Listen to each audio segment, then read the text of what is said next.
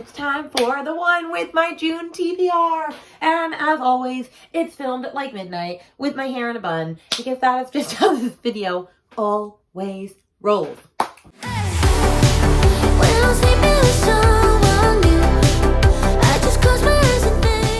Okay, I'm not gonna talk about the rules. We're on the 6th one. I can't believe we're already 6 times through this. I will tell you the updated rules super quick, but if you want to see, I have a playlist down below of all the other TBRs that we have done. Basically, I changed it. I roll 5 times a dice. I pick a number. I see what category, what type of book it is. Can I make it work with the TBR that I already have scheduled? And then I tell you the rest of the books that I have planned for this month. And then at the end, after 5 rolls, I do one friends trivia thing. I have to get 3 questions right out of 5 in 30 seconds or less. And if I get it, I don't have to do a 6th roll, or I don't have to do a lightning round like prompt. And if I do get it, then I have to do a nightmare prompt. And so that is how this goes. And I'm not punishing myself anymore if I don't read my TBR, which I didn't. So let's chat. I can't remember all of the books that I said I was going to read, but I did not read The Charm Offensive, didn't get to it even a little bit. I didn't read the first Shadow and Bone book, which I was supposed to. I honestly don't remember what books I was supposed to read versus what books I didn't. And I could look it up, and I'm not really sure what else I was supposed to read. I think I was supposed to read Hook, Line, and Sinker. Your girl didn't get to that. I was supposed to read Spanish Love Deception. Your girl didn't get to that. It was a mood reading month, okay? If we're going to be honest, I mood read a shit ton and read a bunch of books that were not on my list. I also took time to prioritize reading anticipated releases or new books because the audiobooks, if I claim and request them right when the book comes out, I don't have to wait like 12 to like 20 weeks to read them. So I request them the day they come out, and then I get to read them within the month. And so I've been doing that. Like I read like I Kissed Shara Wheeler. I'm reading The Wildest, whichever one the new Christina Lauren is. I just read An Honest Lie by Taryn Fisher. So like we be vibing, okay? Okay, we thriving. But anyway, let's get to the thing. Let me get my dice. Let me get my prompts. Here we go. Okay, so the number was 48, which is a literature one, so that's either historical fiction or just general fiction, and it is a blue one, so let me get my blue prompts. Okay, and let's shuffle. Let's see what we're gonna get. Read a friends to lovers book. That is not even possible. At least I don't think it is. I'm going to see if there's like some friends to lover one in that section. And if not, we're going to pick a new prompt. So I'll be right. I'll be. The fact that I haven't read these books means I don't know. So you know what? We're just going to pick a new prompt. Okay. It was just not meant to be. All right. Let's do this one. Oop. All right. Read a book set somewhere you want to visit. So I guess now I have to open these up and see where they're at. Here I go. Book that I said. So I picked a book and I talked all about it, and then as soon as I put it down, I went, that's not a historical fiction or general fiction, so can't use it. So that was sad. But I picked another one that I've been wanting to read for forever, and we're finally going to make it work. And that is Song of Achilles by Madeline Miller, because this is set somewhere I want to visit. I want to visit the Greek gods up in Sparta and Troy and all that. That would be really dope. So if you don't know what this one is about by now, it's about Achilles, the best of all the Greeks, son of the cruel sea goddess Thetis and the legendary King Peleus, is strong, swift, and beautiful, irresistible to all who meet him. Patroclus is an awkward young prince exiled from his homeland after an act of shocking violence. Brought together by chance, they forge an inseparable bond despite risking the gods' wrath. They're trained by the centaur Chiron in the arts of war and medicine, but when word comes that Helen of Sparta has been kidnapped, all the heroes of Greece are called upon to lay siege to Troy in her name. Seduced by the promise of a glorious destiny, Achilles joins their cause, and torn between love and fear for his friend, Patroclus follows. Little do they know that the cruel fates will test them both as never before and demand a terrible sacrifice. I've heard it's very sad. It has a very sad ending. I'm excited. I'm finally getting to it because I think I feel like it's one of those books that I just have to read by now. So we want to get it done in June. All right. 1 down. 4 rolls to go. Okay, so 15 is another historical fiction or general fiction, but it is an orange this time. So let's shuffle up them orange and see what we're gonna get. All right. Here we go. Read a book with 2 people on the cover. I'm on a mission. So I only had two options that could have worked for this, and it was either Conversations with Friends by Sally Rooney or Anxious People by Frederick Bachman. And since I had wanted to do a Sally Rooney reading vlog because she only has 3 books out and Frederick Bachman has like 6 or 7, I went with Frederick Bachman. So I'm finally reading Anxious People, which I'm very excited about. I've heard this one's great. I know it has a TV adaptation in Swedish on Netflix, so I need to watch it. But this one is about a failed bank robber that bursts into an apartment house. It takes a group of strangers hostage. And then it's a bunch of the different people. And it talks all about the different people that are in that place. And each of them carries a lifetime of grievances, hurts, secrets, and passions that are ready to boil over. None of them is entirely who they appear to be. And all of them, the bank robber included, desperately craves some sort of rescue. As the authorities and the media surround the premises, these reluctant allies will reveal surprising truths about themselves and set in motion a chain of events so unexpected that even they can hardly explain what happens next. So it's not a thriller. I've heard it's a really, really, really great book. So I'm excited it made it onto the list for June. Hopefully I don't hate it. I have been collecting Frederick Bachman's books like crazy. And I don't even know if I'm going to like his books because I have like 5 or 6 of his books now. Well, I did read Every Day the Way Home Gets Longer and Longer. And that was that little novella about the grandpa that gets Alzheimer's. So freaking sad. So anyway, I'm sure this will be a hit. All right, let's move on to rule number 3. All right, we got a blue, we got number 13, which is, it's all relative, so sci-fi fantasy, and it's also a blue prompt. And I am a little upset because I really needed some thrillers to be an option for this because I have a bunch of thrillers that I need to read, and I'm not getting to read them. It's fine. It's fine. We survive. We thrive, and remember? All right, blue. Read a book set in the winter. What in the hell? How am I supposed to know if these books are set in winter? I guess I'm going to have to go dig. I'll be back. Okay, so this book, I feel like we're just cheating a lot in June. It's technically magical realism. I'm considering that fantasy. And it's the only book I could find that was in like a winter setting.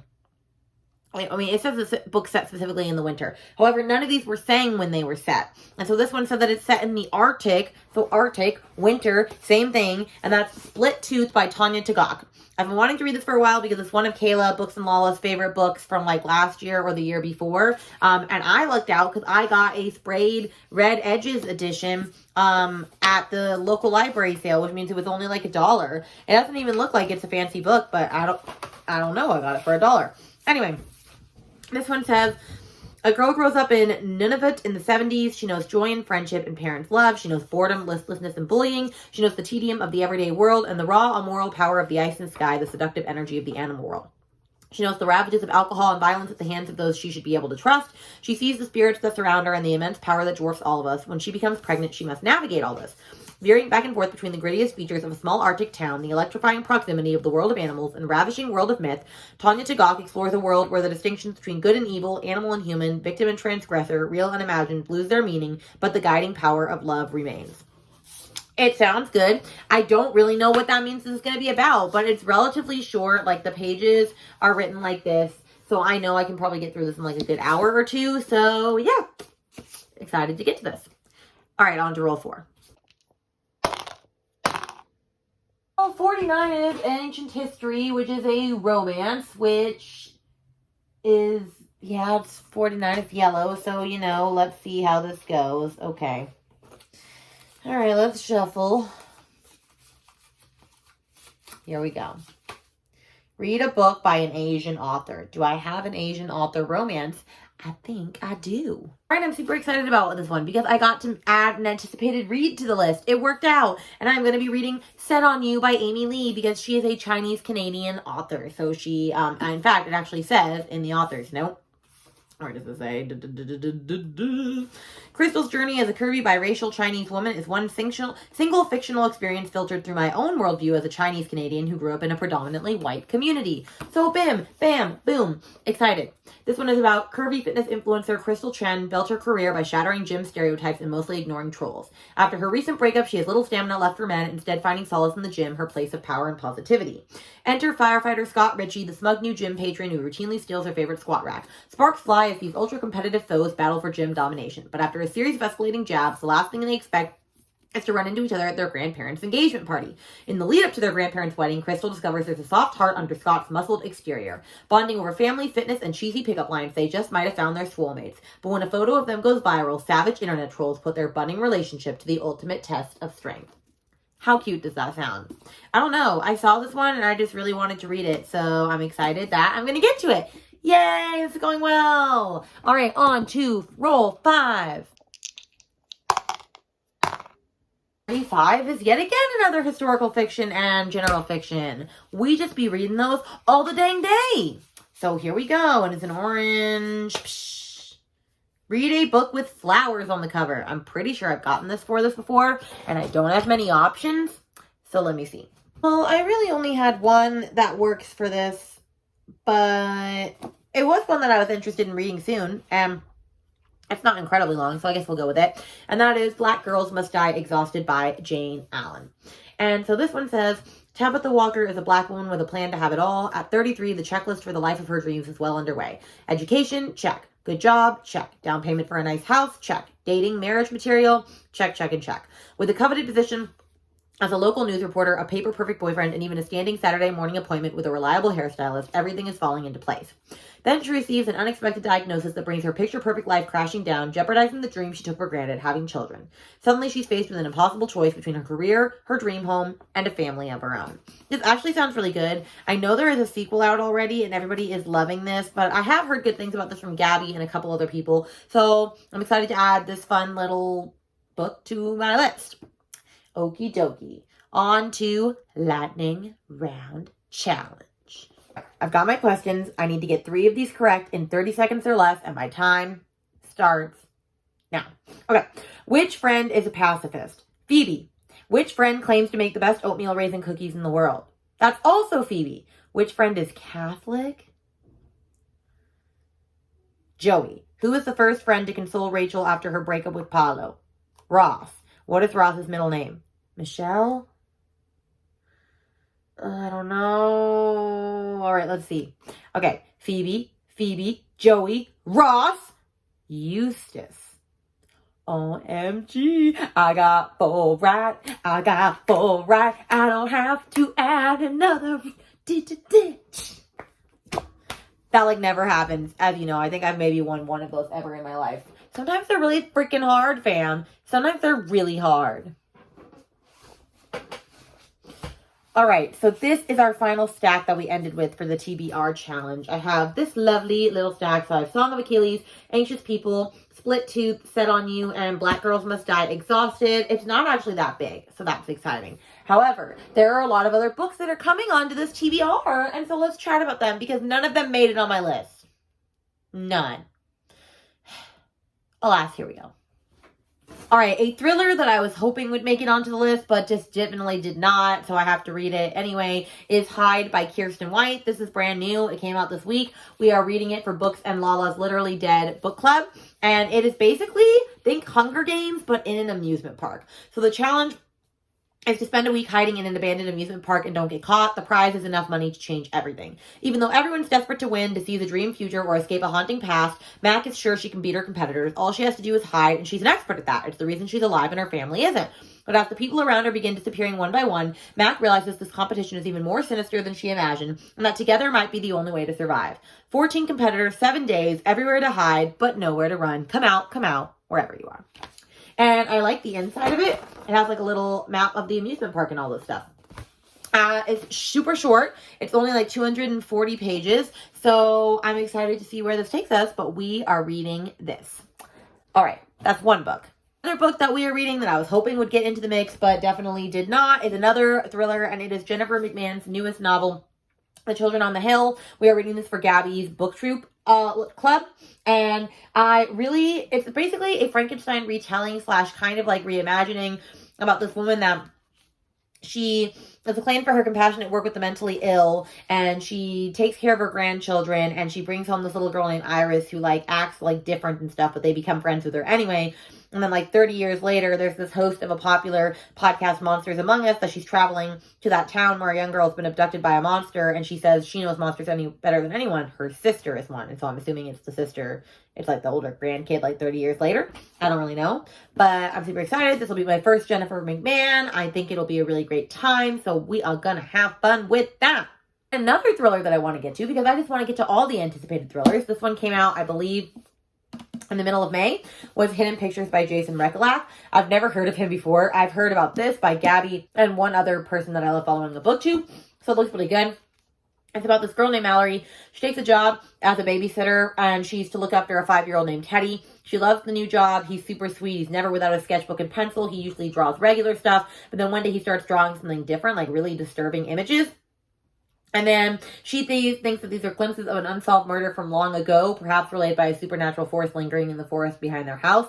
And so she's setting out to decipher the images and save Teddy. And what I like about this book is that it actually comes with the weird drawings that he draws, which I think just makes this book that much better, because I'm definitely going to be more intrigued in finding out like why he's drawing this stuff. So I think this one's going to be really good. In a couple of different Patreons, and I don't know what my friend Hannah or Haley is going to be reading for hers yet, but I do know what we are reading for Katie Colson's Smut Salon, and I don't have my copy of it yet. I'm waiting for it to come out from the library, and you'll know why I'm getting it from the library and not owning it in just a second when you know what it is, and that is House of Leaves by by something Danielewski. Can't remember the beginning. Anyway, the reason I didn't just buy that is because I don't know if I'm going to like this book or not. House of Leaves is like one of those books where like you either love it or you're like blatantly annoyed by it. And I don't know which one I'm going to be. Right? Right. So I figured I wasn't going to buy it. I was just going to rent it from the library and see how it is. I can't even begin to explain to you what that book is about because I don't even know what it's about. No one can really explain it. It's like Bunny. You can't really explain it. So we're just going into it cold and hope we come out the other side, fam. Hope we come out the other side. Then there's a romance that I wanted to read because literally everyone and their mom is reading this right now and saying it is adorable. And that is Every Summer After by Carly Fortune. I've heard it's super cute. So I want to like embrace the cuteness, you know? So this one says, 6 summers to fall in love, 1 moment to fall apart, a weekend to get it right. They say you can never go home again, and for Persephone, ever since she made the biggest mistake of her life a decade ago, that felt too true. Instead of spending glittering summers on the lakeshore of her childhood, she stays home in a stylish apartment in the city, keeping everyone a safe distance from her heart, until she receives the call that sends her racing back to Barry's Bay and into the orbit of Sam Florek, the man she never thought she'd have to live without. For 6 summers through hazy afternoons on the water and warm summer nights working in his family's restaurant, Percy and Sam had been inseparable. Eventually that friendship turned into something more before it fell apart. When she returns to the lake for Sam's mother's funeral, their connection is undeniable as it has always been. But until she can confront the decisions she made, they'll never know whether their love is bigger than the biggest mistakes of their past, and is told over the course of 6 years and 1 weekend. Can this be cuter? I seriously hear everyone gushing about this. Everyone. So I'm ready to get in on the action, just like I did with Book Lovers, which you'll hear about in my wrap-up. Coming soon. And then this is a book that I need to read because it is on my predicted 5 stars for the year, and I'm just ready to read it already. And that is The Southern Book Club's Guide to Slaying Vampires by Grady Hendrix. I like my boy Grady Hendrix. I've read his Final Girl Support Group, and that's all I've read so far, so I'm excited to read this one. But I believe this one is about a book club run by older women, and like this guy comes to the town, and like he's very charming, but he's a vampire, and they're gonna have to slay him or something like that. I've heard I cannot read this without listening to the audiobook because the audiobook slaps, and this is Olivia Reads a Latte's favorite book. So I'm going to get the audiobook. I'm going to make sure to read it. I'm very excited about this one, and I have to read it because it's a 5-star prediction, and I need to get caught up on my 5-star predictions if I'm going to finish them all by the end of the year. The last book that I'm going to commit to for now that apparently somebody got to in my house because it looks like it's been chewed on, and it definitely was not me, so I wonder who chewed on it. But it is also a 5-star prediction for this year, and it is The House on the Cerulean Sea by TJ Klune. I've been wanting to read this a hot minute. I'm glad we're finally getting to it. It's about Linus. He's a by-the-book caseworker in the department in charge of magical youth. At 40, he lives in a tiny house with a devious cat and his old record for company, but his quiet life is about to change. He's summoned by extremely upper management and given a curious and highly classified assignment: travel to an orphanage on a distant island and determine whether 6 dangerous magical children are so dangerous that they're likely to bring about the end of days. When he arrives at that strangest of islands, he's greeted by a series of mysterious figures, the greatest mystery of which is Arthur Parnassus, the master of the orphanage. As Linus and Arthur grow closer, Linus discovers the master would do anything to keep the children safe, even if it means the world has to burn, or worse, his secret has to come to light. So, I mean, people say this book is beautiful, but then there is some, issues or, talk about TJ Klune, and I can't know exactly why. I think it's about indigenous peoples, which I guess I'll find out when I read this book. But I've been wanting to read this for a hot minute. I need to find out if it's going to be a 5-star, and so we're going to add it to this magical stack. And that's the last book I'm going to commit to for now, even though there's so many other books I want to get to. Why do I not have more time? So this is my final stack of what I committed to reading, which is 1, 2, 3, 4, 5, 6, 7, 8, 9, 10, 11. My goal is to read 15 books in June and 15 in July because I'm home all summer and I have more time to read. And I normally read 10 to 12 on a good day. So I figure I could read 3 more. We'll see. But yeah, this is my stack. I'm excited to read them. I hope you enjoyed this round of TBR. I can't believe I won a friends challenge. That never happens. But anyway, I'll see you guys in the next video, which will most likely be my wrap up. Sorry, it's been a little while since the video. Last weeks of school were crazy, but I'm back and we're ready to rock and roll. All right, and with that, see you in the next video. Bye. Hey.